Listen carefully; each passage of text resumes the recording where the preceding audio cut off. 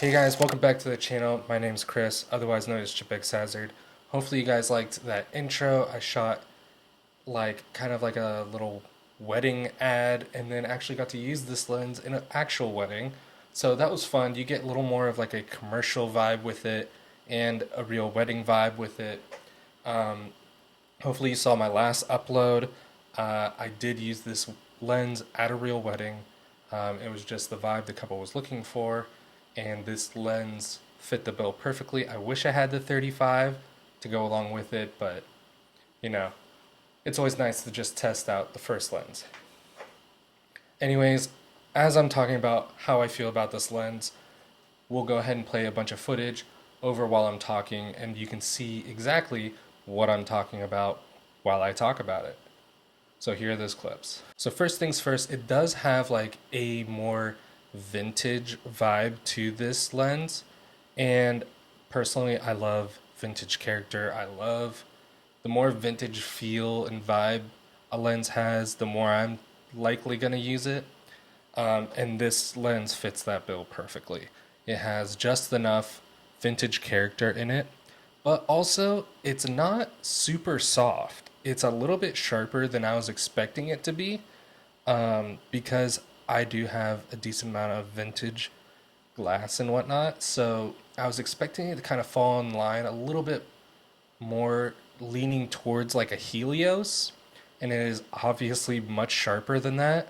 So if you want it to like kind of take off that edge, I probably wouldn't add a Pro Mist to this. I'd probably just add something a little more like a black satin or something along those lines. I feel like a Pro Mist would kind of add too much bloom, because if you look, there is a little bit of bloom here and there when you're pointing the lens towards like a light source.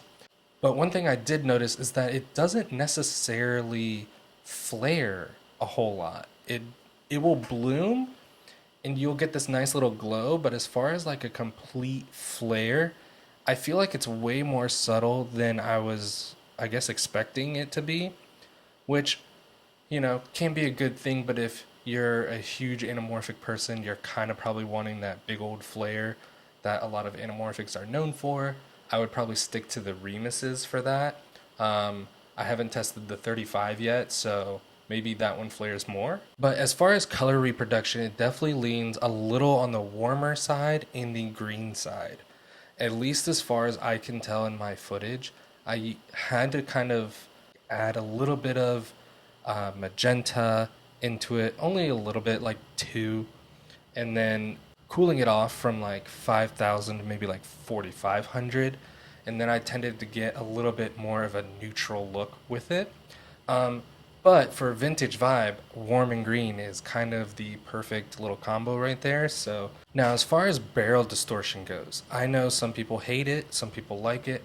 I'm loving it. I feel like this lens has plenty of it, and it just adds like just enough character to the lens and the shot to where like your eye is really drawn into the center.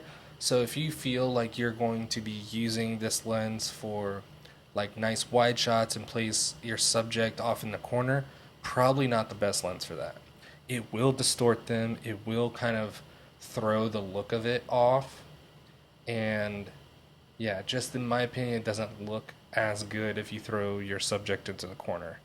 Like, if you can look at this exit shot, you can see that a bunch of the people on the side really distort. I also was shooting in full frame, so, which I know this lens is not 100% intended for at all, but I feel like it does cover enough because my deliverables are in 16:9.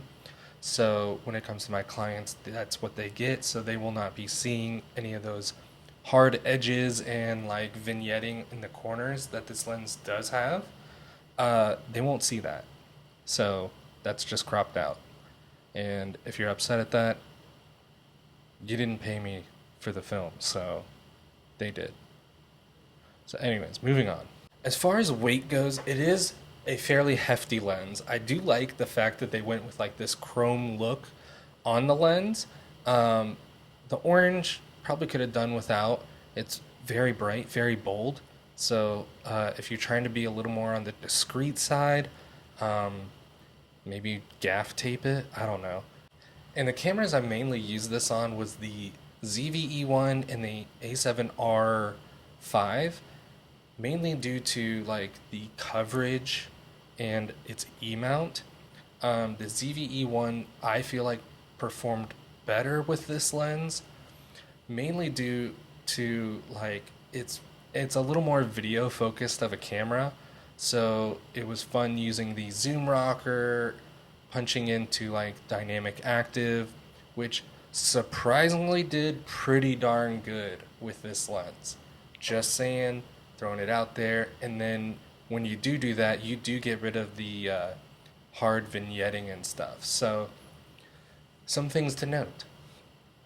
This lens I feel like would be absolutely perfect on the A9 III, which I don't have. Sadly, that probably would have been a perfect match with this lens, especially if the A9 III supported like open gate.